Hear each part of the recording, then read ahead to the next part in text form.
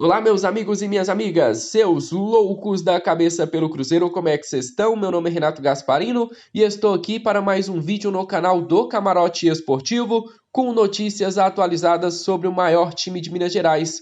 Antes de começarmos este vídeo, eu peço a todos vocês que deixem o seu like e também se inscrevam no nosso canal caso não forem inscritos. Por quê? Porque vai mostrar para o YouTube que você gosta do nosso trabalho e assim ele vai recomendá-lo para outras pessoas. O vídeo de hoje está cheio de notícias sobre a SAF, tem notícia sobre o jogo de ontem e a frase que fica é: não importa aonde você estiver, Cruzeiro, eu sempre vou estar com vocês. E se você é de casa também, então não se esqueça de deixarem o seu gostei, vai dar uma moral muito grande para o nosso canal. Chega de enrolação e simbora para mais um giro de notícias do Cruzeiro.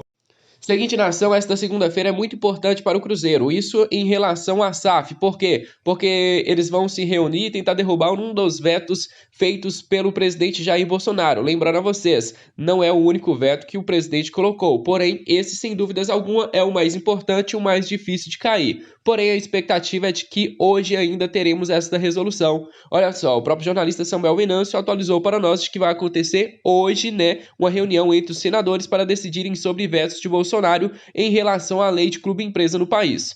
Olha só, o que acontece, Renato? Acontece que o Jair Bolsonaro quer que o clube-empresa pague impostos normalmente, como se fosse uma empresa. Só que eles querem que pelo menos nos 5 primeiros anos eles tenham um desconto. Para quê? Para trazer os investidores para os clubes, para facilitar. Porque senão não teria grandes vantagens para o investidor se ele tivesse que pagar uma tributação para o governo igual ao que uma empresa normal faz. Entendeu? Então por isso eles querem que a SAF tenha uma tributação, pelo menos no início, um pouco menor do que os outros. E há uma expectativa de que este veto do presidente Jair Bolsonaro caia ainda hoje. É mais um passo pequeno, mas muito grande para a transformação da SAF. Não é o último veto do Jair Bolsonaro. Porém, é um passo aí que a gente vai fazer no decorrer deste final de ano para que em janeiro do ano que vem a gente já possa estar 100% regularizado. Vamos torcer para que tudo dê certo hoje.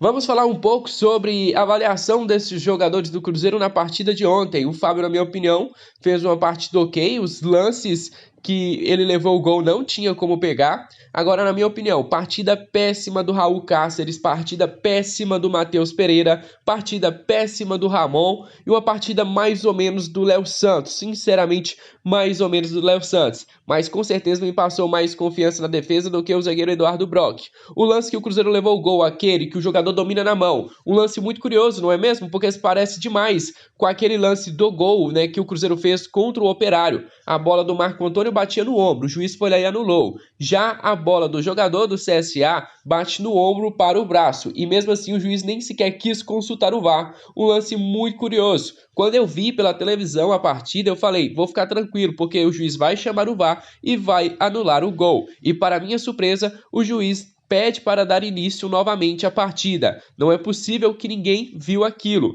Ninguém nem sequer teve a dúvida, será que foi mão ou será que foi ombro? Porque contra o Cruzeiro demorou mais de 10 minutos para que conseguisse trazer ali uma avaliação para o juiz. Agora achei uma sacanagem, beleza. Teve esse lance muito polêmico, o cara lançou entre o Ramon e o Matheus Pereira, além dele ter dominado na mão, teve uma falha dupla ali da defesa do Cruzeiro.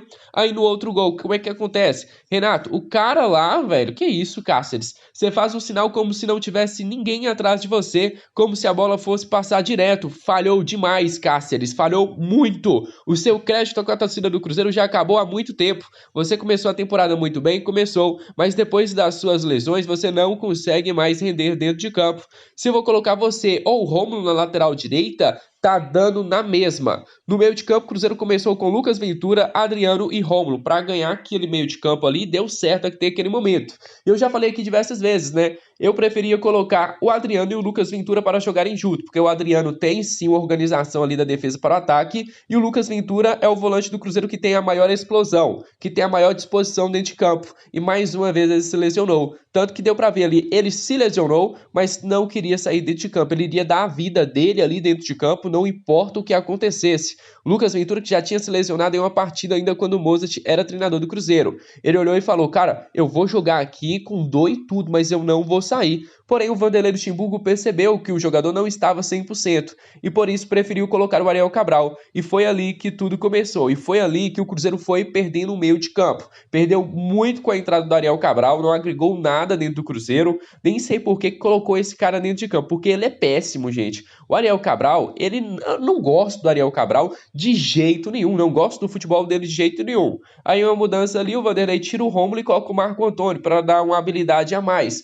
Porém, a transição não dava certo. Marco Antônio também não fez uma boa partida. E não adianta ficar criticando as categorias de base do Cruzeiro, porque o problema do Cruzeiro não são os jogadores das categorias de base, entendeu? São jogadores que foram contratados por aí e não deram certo. Jogadores que a gente sabia que tinha uma probabilidade muito grande de não dar certo. Então não venham culpar a categoria de base do Cruzeiro. O Vitor Leque, por exemplo, foi colocado numa fogueira. O Vitor Leque já foi criticado desde cara. O cara foi colocado em uma fogueira, em uma posição em que ele não atua no sub-20. O Vitor Leque no sub-20 gosta de atuar pelo meio do campo, como segundo atacante ou até mesmo como centroavante. Ele foi utilizado em uma posição que não era dele. Aí o Thiago, Renato, vai defender o Thiago também? Cara, o Thiago enfiou uma bola ali para o Felipe Augusto, que ele perdeu de cara para o gol. O Felipe Augusto dispensa comentários, não me surpreendeu. Já estava esperando que ele fosse errar o gol. Por quê? Porque é o Felipe Augusto.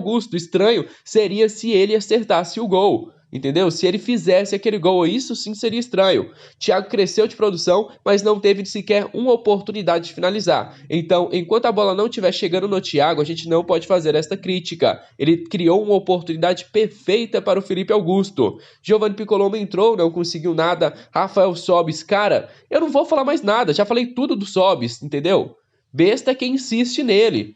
Não dá, não dá. Rafael Sobis não agrega em nada dentro do Cruzeiro e ainda veste a nossa camisa 10. Ele entra, não agrega em nada, não agregou em nada a temporada toda. O Rafael Sobis não fez nada, ele só entra no decorrer dos jogos por nome, com expectativa dele fazer alguma coisa que ele já fez pelo Cruzeiro no passado. Não joga nada dentro de campo e ainda assim é cabeça quente. O Cruzeiro já estava numa situação muito difícil e o Rafael Sobis foi expulso, sabe por quê? Por nada. Porque aquele lance em cima do jogador do CSA foi falta sim. Ele toma o cartão amarelo não pela falta, e sim pela sua reclamação. E ele continua reclamando, continua xingando o juiz e o que acontece? É expulso. Me fala, Rafael Sobis agrega em que no Cruzeiro? Não agrega em nada. Eu aposto que ele mesmo sabe disso. Acho que sua aposentadoria, Sobis, deveria ser adiada. Até porque você não agrega em nada dentro de campo para o Cruzeiro, cara. Não dá para ficar com você. E o que me chateia é que o treinador sempre coloca ele. Vanderlei, estamos fechados com vocês para a próxima temporada. Com você e com a sua comissão técnica.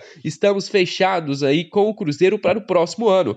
Não importa que o Cruzeiro não vá subir. Eu estive com o Cruzeiro nos momentos bons. Então eu vou estar com o Cruzeiro nos momentos ruins também. E tenho certeza que muitos de vocês aí de casa vão estar com o Cruzeiro na próxima temporada também. A nossa briga não acabou porque ainda temos que brigar para continuar divisão. E eu já falei e volto a repetir, a partir do momento em que a SAF estiver ativa dentro do Cruzeiro, na próxima temporada, aí a história vai ser diferente. Entendeu? A situação do Cruzeiro vai ser diferente. As notícias que serão ventiladas por aí vai ser diferente. Eu estou muito ansioso para o próximo ano. Claro que não esperávamos passar mais um ano na segunda divisão. As dívidas estão batendo. E claro, não adianta passar pano para o Sérgio Rodrigues. Já falei e volto a repetir. Na parte jurídica, ele fez um excelente trabalho. Na parte do futebol, não acertou uma. Ele não acerta uma na parte do futebol. O Vanderlei Luxemburgo só veio por causa do Pedro Lourenço,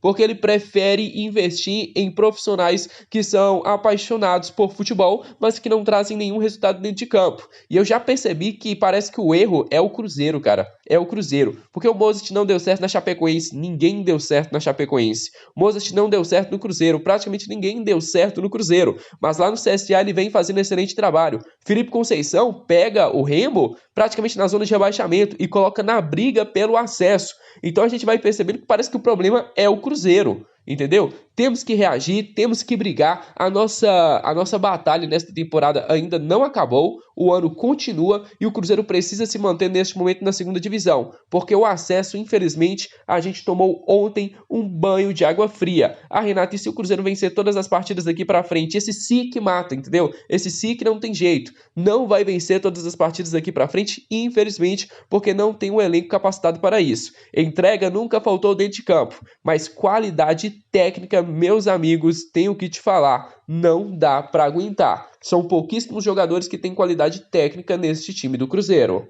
Recentemente eu fiz um vídeo aqui para vocês com uma possível lista de dispensa do Cruzeiro para a próxima temporada. Isso mesmo, o Cruzeiro fazendo a reformulação total no seu elenco para o próximo ano, até porque precisa disso se quiser pensar em metas maiores do que apenas ficar na segunda divisão do futebol. Agora eu vou aumentar aqui para vocês, né, a lista desses jogadores, porque alguns já estavam. Olha só, Lucas França já estava, Vinícius estava aí cotado para ser emprestado. Ramon, na minha opinião, eu manteria ele pela falta de opções que o Cruzeiro tem no elenco.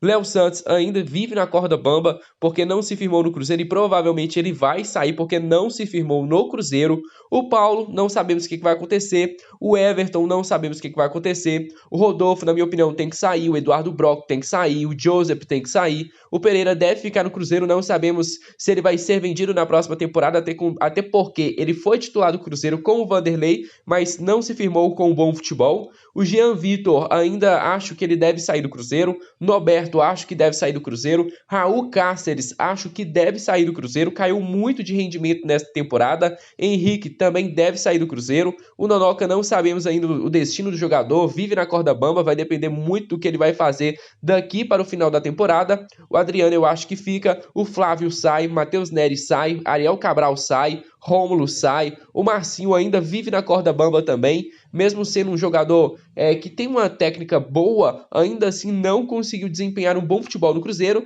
mas para falar a verdade, pouquíssimos conseguiram desempenhar um bom futebol no Cruzeiro. Giovanni Piccolomo, acho que ele está na corda bamba também, porém, pelas partidas que ele fez com o Vanderlei, eu acho que ele gostaria de contar com ele para a próxima temporada. Marco Antônio deve ficar, Claudinho deve ficar, Wellington Nem deve ficar, Bruno José deve ficar, Felipe Augusto sai, Keké não dá para falar nada ainda, Sassá sai, Marcelo Moreno ainda é dúvida para o próximo ano, Rafael Sobis ou Glória vai se aposentar, deve sair também. O atacante Thiago, eu acho que o Vanderlei Luxemburgo vai querer contar com ele para a próxima temporada, e o atacante Eduardo, tomara realmente que ele saia do Cruzeiro. Temos também o Zé Eduardo, só que aí é outro caso, é outra história. Não sabemos ainda se o jogador vai estar à disposição para a próxima temporada. O Cruzeiro vai precisar de uma pessoa capacitada para montar um elenco de qualidade para o próximo ano. Vai ter indicações do Vanderlei? Vai ter indicações. E lembrando, tem que pagar o transfer bank, senão não vai poder contratar. Mas precisa primeiro se livrar desta folha salarial gigante que o Cruzeiro tem, com vários jogadores que não servem para nada dentro de campo.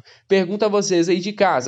Tem algum desses jogadores que você não mandaria embora? Ou tem algum desses jogadores ali que eu não falei que você mandaria embora? Comente aqui nos comentários para nós, que sua opinião é muito importante para nós. O pessoal do CSA provocou muitos jogadores do Cruzeiro desde o início da partida. Um exemplo disso é quando o jogo ainda estava rolando, o Matheus Pereira levou a entrada do atacante Marco Túlio do CSA. Antes mesmo dele dar entrada, ele já saía provocando o Matheus Pereira. Ou seja, era a intenção deles desde o início do jogo botar pilha na partida. Quando acaba o jogo, até o Fábio ficou exaltado. Cara, você vê o Fábio exaltado é a coisa mais difícil do mundo. E se isso aconteceu, pode ter certeza que teve provocação do lado de lá. Pode ter certeza que houve desrespeito por parte deles, entendeu? E eles estão naquela maneira, né, de se achando muito. Por quê? Porque não perde para o Cruzeiro desde 2019.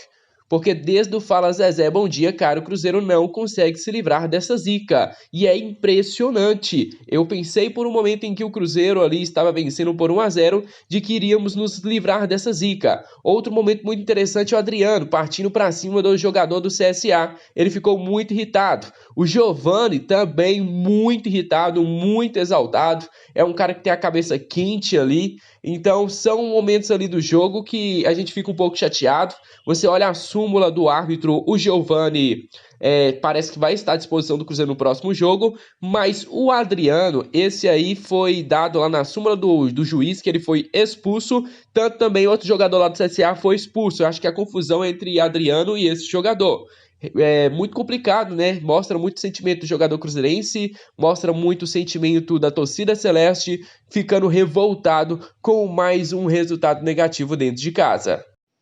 Então é isso, meus amigos e minhas amigas. Encerro. Não se esqueça então de deixarem o seu gostei e também de se inscrever aqui no nosso canal caso não forem inscritos. Sua participação é sempre muito importante para nós. Conto demais com o apoio de cada um de vocês. Um grande abraço e até o próximo vídeo. Fui!